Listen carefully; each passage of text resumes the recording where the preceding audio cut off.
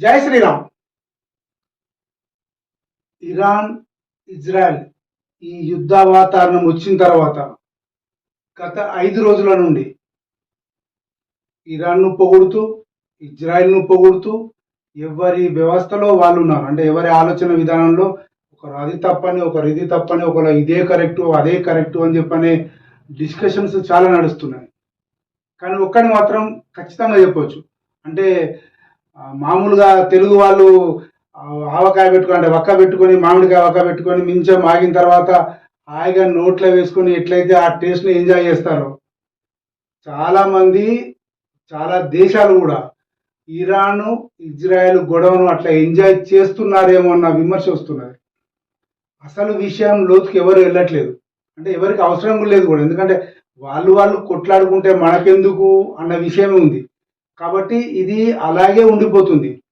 ఇందులో ఏదున్నా హీరో మటుకు ఇజ్రాయెల్ అవుతుంది. అంటే ఇజ్రాయెల్ యొక్క దాడుల యొక్క ఖచ్చితత్వంతో అదొక హీరో అవుతుంది. మనం ఒక చిన్న ఉదాహరణ చూద్దాం ఇప్పుడు.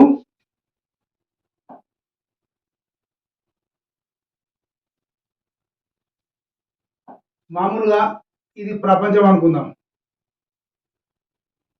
ఇది ఇరాన్, ఇట్లా ఉంటుంది ఇజ్రాయెల్. అంటే ఏనుగు ఎట్లా ఉంటుందో, ఏనుగు తోకలో ఉండే ఒక వెంట్రికంత సైజు లోపల ఇజ్రాయెల్ ఉంటుంది. ఆ ఇజ్రాయెల్ ఇప్పుడు ఇరాన్నే కాదు, ముస్లిం కంట్రీస్నే కాదు, ప్రపంచ దేశాలకు కూడా అరే అసలు ఇజ్రాయెల్ ఏంటి అన్నంత రేంజ్కి వచ్చేసింది. ఒక్కటి గుర్తుపెట్టుకోవాలి. అంటే మన మహాభారతంలో మనం గమనించుంటాం, ఈ అర్జునుడు వాళ్ళందరూ పంచపాండవులందరూ కౌరవులందరూ చిన్నపిల్లల్లో ఉన్నప్పుడు ద్రోణాచార్యుడు వీళ్ళని తీసుకెళ్తాడు, వేటకు తీసుకెళ్తాడు, శిక్షణ కోసం తీసుకెళ్తే అక్కడ ఒక చెట్టు కనిపిస్తుంది. ఆ చెట్టు మీద అందరిని అడుగుతాడు, ఇక్కడ మీకు ఏం కనిపిస్తుంది, ఇక్కడ మీకు ఏం కనిపిస్తుంది, ఇక్కడ మీకు ఏం కనిపిస్తుంది అని. కనిపిస్తే అప్పుడు వాళ్ళందరూ ఏం చేస్తారంటే ఒకడు చెట్టు అంటాడు, ఒకడు పుట్టు అంటాడు, ఒకడు ఏదేదో మాట్లాడతారు. కానీ అర్జునుడు మటుకు అక్కడ పిట్ట కనిపిస్తుంది, ఆ పిట్టకున్న కన్ను కనిపిస్తుంది, అంటే కొట్టు అంటే కొడతాడు. సేమ్ ఇప్పుడు ఇజ్రాయెల్ కూడా అదే పని చేస్తుంది.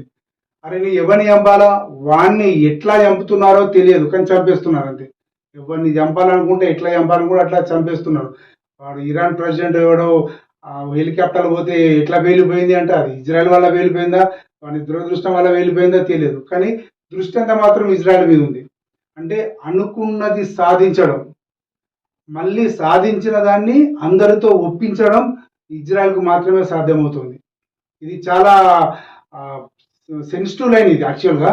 అంటే ఒక దేశం ఇంకొక దేశం మీద దాడి చేయడం అంటే ఎన్ని రకాలుగా ఉంటాయి. అంటే ఒక వ్యక్తి ఉన్నాడు, ఒక వ్యక్తి ఇంకో వ్యక్తి మీద దాడి చేయడం, లేదా ఒక వంశం ఇంకో వంశం మీద దాడి చేయడం అనేది ఊరికే కాదు. కొన్ని వందల సంవత్సరాలు లేదా కొన్ని పదుల సంవత్సరాల దశాబ్దాల కాలం నుంచి రగులుతున్న పగలు దీనికి కారణమవుతాయి. ఇంత చేసినా కూడా ఇరాన్కు సపోర్టుగా 12 దేశాలు, ముస్లిం దేశాలు నేను సపోర్ట్ చేస్తామని చెప్పి చెప్తున్నారు పాలపాగా.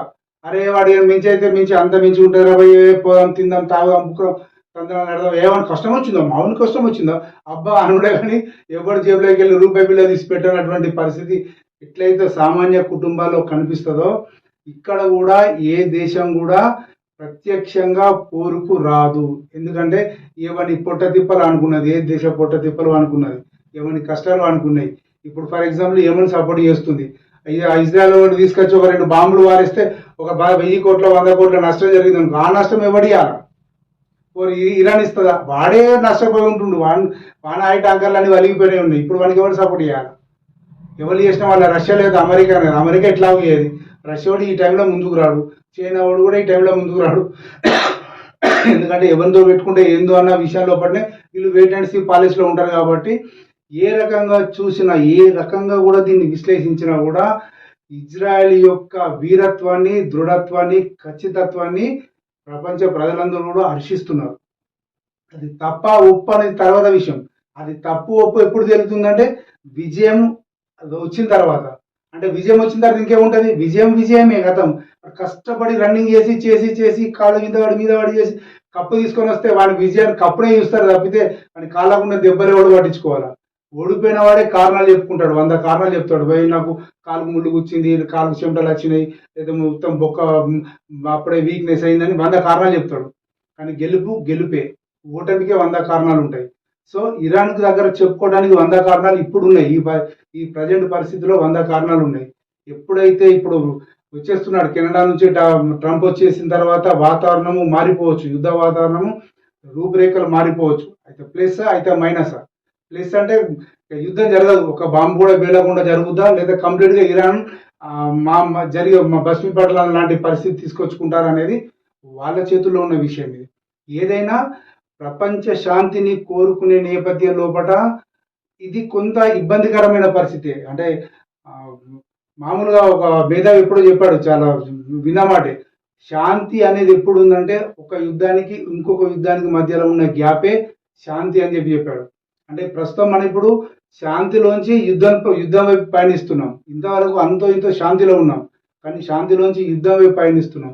ఈ యుద్ధం తర్వాత వచ్చే శాంతి అది వినాశానికి దారి తీయచ్చు, లేకపోతే నిజంగా శాంతికి దారి తీయచ్చు. ఏదైనా ఇజ్రాయెల్ మటుకు ఏ రకంగా చూసినా కూడా తన హీరోయిజాన్ని మాత్రం చూపెడుతుంది. భారతీయులు ఇజ్రాయెల్ యొక్క ఖచ్చితత్వాన్ని, అంటే హీరోయిజాన్ని మాత్రం చాలా ఇష్టపడుతున్నట్టుగా మాత్రం తెలుస్తున్నది. జై శ్రీరామ్.